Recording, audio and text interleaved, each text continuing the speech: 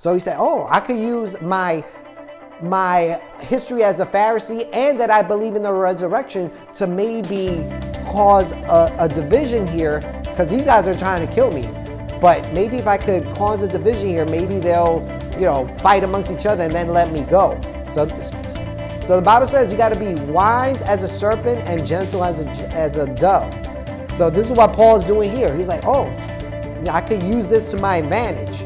So always be perceptive around the world around you. Don't be so naive, and because if you're perceptive, then you can pick up on stuff and then you can use it to your advantage. Just the word and none of that hate gon' work. Hey, Hold up. now I don't know what you heard, but don't believe anyone that can't show you the word. Okay, we're up to Acts 23. We're continuing through the book of Acts. Let's not take these stories of Paul's adventures as something like, that's nice, but so what? I keep reiterating that every time we start, but I want you guys to get that out of your mindset. I don't care if it's the book of Genesis, the book of Numbers. It's profitable. The Bible says that it's profitable for teaching, for correction, for righteousness. So never take these stories as like, oh well. We should always respect it. So Acts 23, let me give you the context. Last week, there was a violent mob that attacked Paul in the temple, a violent Jewish mob. And then he wanted to speak before them. So the Roman centurion allowed him to speak. But then they were saying, away with this man and everything. And he was about to get beat by the Roman soldiers. He was about to get whipped so they could get more information out of him as to why the crowd was getting berserk. But then he told him he's a Roman citizen. But when the centurion heard that he's a Roman citizen, he's like, whoa, he got rights. So then now the next day he told the Jews, the Jewish leaders, the religious leaders to come to a meeting. And now in Acts 23, they're there with Paul, because when Paul was speaking to the crowd, it was a whole bunch of people. It was thousands of Jews. But now he's going to only talk to the Jewish religious leaders, the high priest and the chief priest. And what was known in those times, the Sanhedrin, the Pharisees and Sadducees, they're all going to meet together with this guy overseeing it. So, because the thing is, Jesus also met before the Sanhedrin. But the thing was that there was no Roman person monitoring his activity. So a lot of things that the Roman Empire would not allow, they did, because there was no supervision. But here there's a supervised council, and Paul's going to stand in front of the Sanhedrin. All right, so we'll start in verse 1. And looking intently at the council, Paul said, brothers, I have lived my life before God in all good conscience up to this day. So that was Paul's opening statement, that he lived in good conscience his whole life to this day. But what happens after he said that? Let's go to verse 2. And the high priest Ananias commanded those who stood by him to strike him on the mouth. So Paul just made a statement saying, I have lived my life in good conscience up to this day. And then the high priest, the main leader that got ordained over the Jewish people, over the Israelites, he commanded somebody to smack him right in the mouth. And that is wrong. That is wickedness. Now, this guy, Aeneas, he was the same guy that was over Jesus when he stood before them, the Sanhedrin, and he commanded Jesus to be struck in the mouth. Let's go there. In John 18:22, when he said these things, when Jesus had said these things, one of the officers standing by struck Jesus with his hand, saying, is that how you answer the high priest?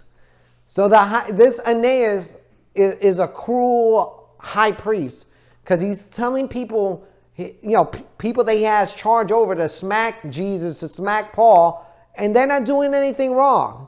So let's read what Paul said in the next verse. Then Paul said to him, okay, now Paul doesn't know that it was a high priest that ordered him to get smacked. So this is Paul's reaction to what just occurred. Then Paul said to him, God is going to strike you, you whitewashed wall. Are you sitting to judge me according to the law, and yet contrary to the law, you order me to be struck? So in other words, he's saying, look, you're sitting there and you're commanding people to strike me, and yet I haven't even been judged yet. So you're wrong. Whoever you are that's judging me, how dare you allow me to get struck? But here's the problem. Verse 4. Those who stood by said, would you revile God's high priest? Now, if you don't understand the Old Testament, this verse would make no sense. Because the thing is, give me the next verse. And Paul said, I did not know, brothers, that he was a high priest.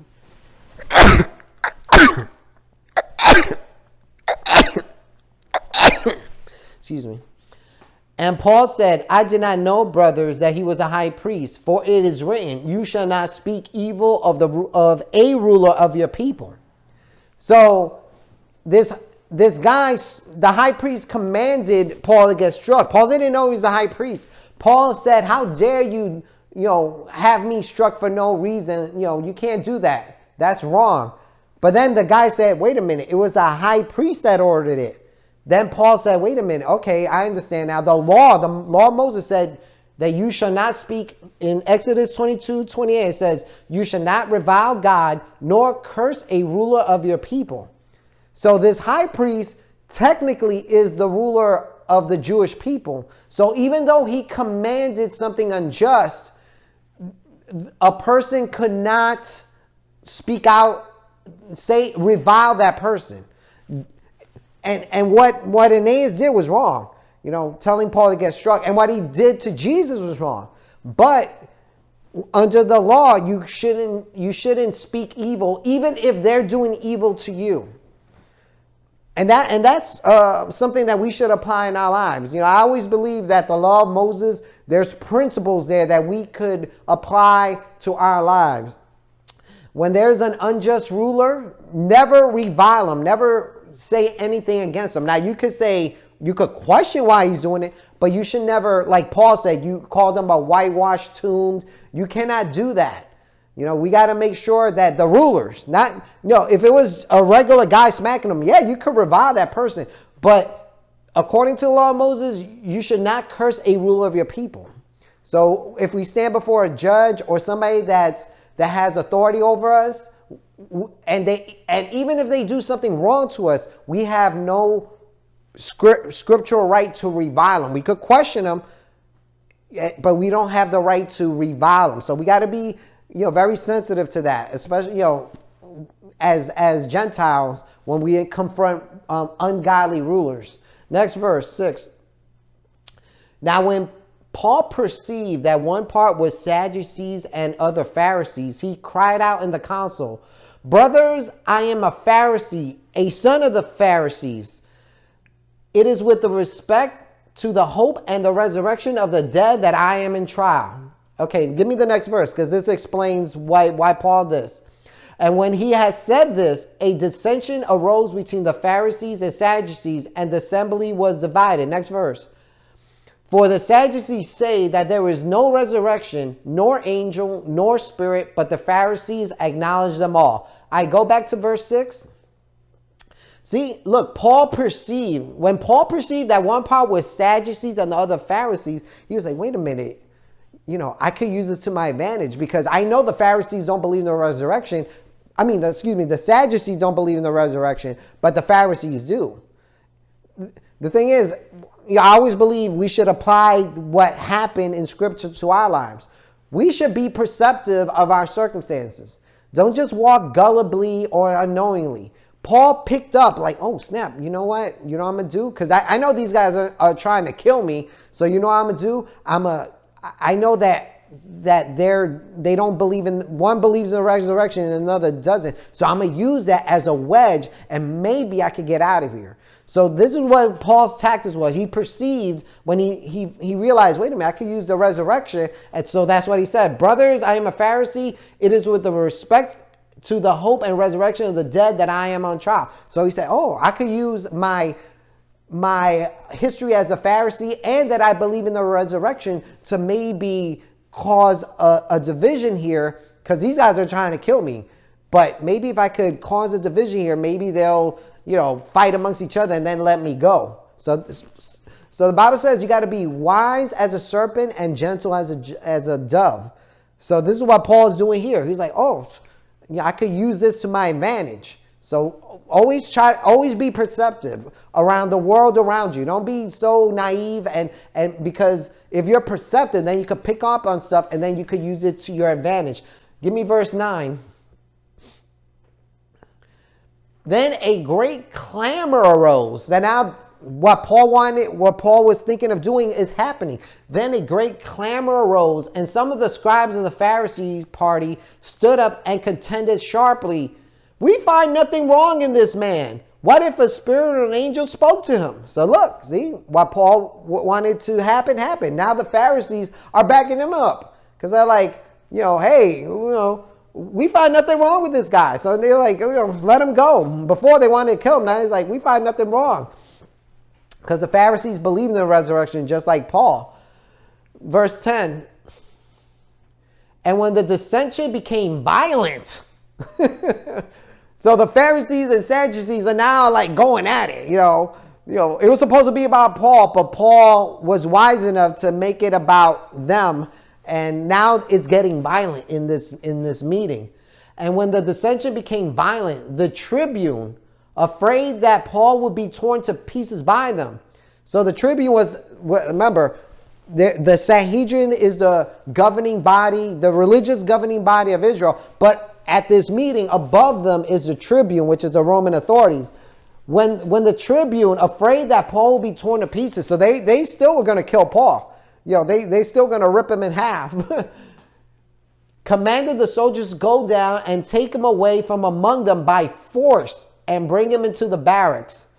He commanded them, take him out of there. Not because he cared about Paul, but because Paul was a Roman citizen. Because he had rights. If it was just one of them, he'd probably be like, oh, this is a sticky situation. But because he was a Roman citizen, he was like, we got to get him out of there. These Jews cannot do this to this Roman citizen. All right, verse 11. The following night, the Lord stood by Paul and said, take courage, for as you have testified to the facts about me in Jerusalem, so you must testify also in Rome. So here, Jesus is telling Paul, look, don't just think you just testify here. I got bigger plans for you. You're going to go to Rome too and testify before their leaders about Jesus. So that's how far the gospel is going out, that now is going to go even to Rome. Verse 12. When it was day, the Jews made a plot and bound themselves by an oath neither to eat nor drink till they had killed Paul. So now there's a plot amongst the Jews saying, we're going to kill Paul anyway. He think he could get out of this because he's using the Roman citizen's card. We're gonna make a plot. And this is the plot, verse 13. There was more than 40 who made this conspiracy. So there's 40 people that said, we're going to kill Paul. Now, next verse. They went to the chief priests and the elders and said, we have strictly bound ourselves by an oath to taste no food till we have killed Paul. So these guys are serious. They're like, you know what? We're going to kill Paul and we're not even going to eat until we accomplish that mission. I mean, when we continue reading the rest of the chapter, they didn't complete the mission. So I wonder if they ever ate again. So, but here, that's how serious they were. They were like, we're going to kill him. We're not going to eat until we kill him. And they went to the chief priests and the elders. So the rulers of Israel knew about it. Instead of saying, this is wrong, this is illegal, they knew about it, and they conspired with these wicked men, to kill Paul over what? Over words? But then again, the law of Moses said if people taught to follow other gods, that they should be put to death. So in their minds, they're thinking they're doing the will of God. But the problem is, the law of Moses said that there was going to come a prophet that they should listen to him. And that's what they're not doing. Verse 15. Now, therefore, these are the conspirators of 40 men. Now, therefore, you, along with the council, give notice to the tribune to bring them down to you. So they're like, look, this is what we want you to do, chief priests and elders. Ask the council, the Roman council, to bring down Paul to you for something, as though you were going to determine his case more exactly. So they said, look, just ask a Roman tribune to bring him down, because you just want to know Paul's case more. Come like gentlemen, be phonies, but it's really part of the scheme. And we are ready to kill him before he comes near. So the minute the tribune would have said, all right, you just want to figure out, you want to get some more information, you seem peaceable at this time, let's bring Paul down. These 40 men would have been on the side, and when Paul was coming down, they would have maybe thrown a spear at him and killed him. So that was a conspiracy. Verse 16. Now the son of Paul's sister. Now I don't know why in the Greek it says now the son of Paul's sisters. They could have just said Paul's nephew, but I guess that's how the Greek language worked. Now the son of Paul's sister. So Paul had a sister who had a son. Heard of their ambush. So his nephew heard about this. He's like, oh snap, they're going to try to murder my uncle. So he went and entered the barracks and told Paul. So he went to Paul and said, look, there's going to be 40 guys who are going to try to kill you tomorrow. So next verse, 17. Paul called one of the centurions and said, take this young man to the tribune, for he has something to tell him. Now look what Paul did. Was Paul like, oh snap, oh well, what I'm going to do, there's nothing I can do. No, he went to one of the centurions that was monitoring him, and he said, look, tell the tribune this, because look at what they're going to do to me. And remember, I'm a Roman citizen, so what they're doing to me, what they're planning to do to me is illegal. Again, he's wise. He knows how to operate within the system. He didn't just go out there gullibly and be like, okay, well, I guess they're going to kill me. So no, he's like, tell the tribune and go with this centurion and tell the tribune what's going to happen. Verse 18.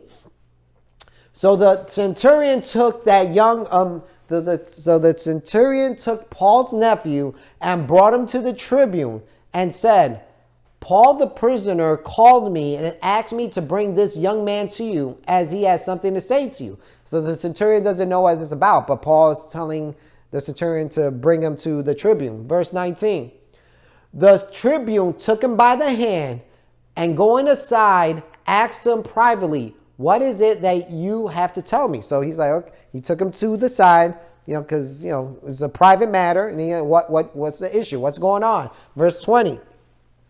And he said, the Jews have agreed to ask you to bring Paul down to the council tomorrow, as though they were going to inquire somewhat more closely about him.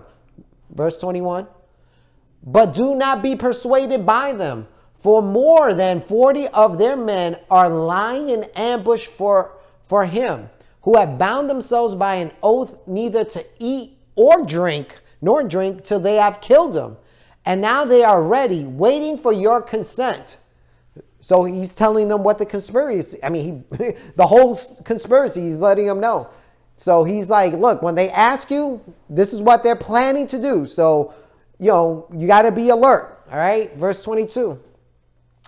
So the tribune dismissed the young man, charging him, tell no one that you have informed me of these things. So he's like, look, keep it secret. But thank you. Now I know what's going to happen. So when these leaders, these elders and chief priests come up to me, I know what's up. I know what they're going to do. Verse 23. Then he, the tribune, called 2 of the centurions and said, get ready 200 soldiers with 70 horsemen and 200 spearmen to go as far as Caesarea at the 3rd hour of the night. Wow. So this guy is saying, look, they plan to do it in the morning, but we're going to get Paul out now. And we're not only going to get him out now, we're going to have 200 soldiers 70 horsemen, so people riding on horses, and 200 spearmen. So really, it's going to be 470 people to accompany Paul at night. And they're going to go to Caesarea, because that's where Paul was going to go anyway, at the third hour of the night. So this is going to be, nobody's going to know it. Third hour of the night would have been around like midnight, or no, 9 o'clock. Because the way they did time was based on when the sun went down. So when the sun went down at 6, third hour of the night would be 9 o'clock. All right, verse 24. Also provide mounts for Paul to ride and bring him safely to Phoenix the governor. So Paul was on a horse, and they're going to bring him with those 470 soldiers to Felix the governor in Caesarea. Verse 25. And the tribune wrote a letter to this effect. Claudius Lysias, that's the guy that heads the tribune. Claudius Lysias, to his excellency, the governor Felix, greetings.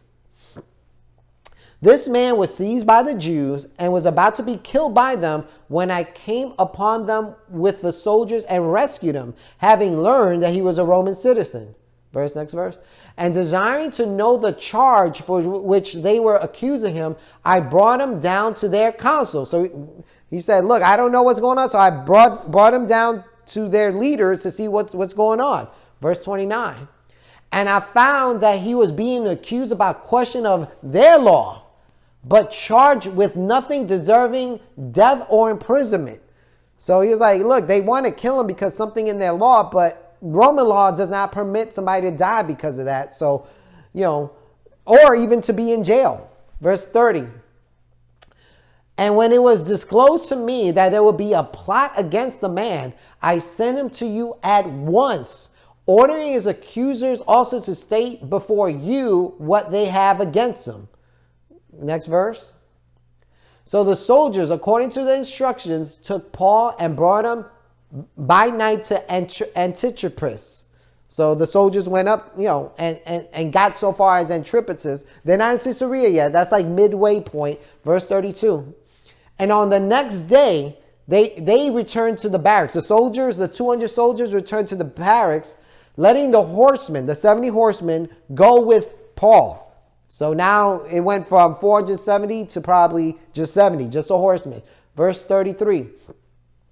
And when they had come to Caesarea and delivered the letter to the governor, they presented Paul also before him. So the governor read what was going down in Jerusalem, concerning Paul. Verse 34.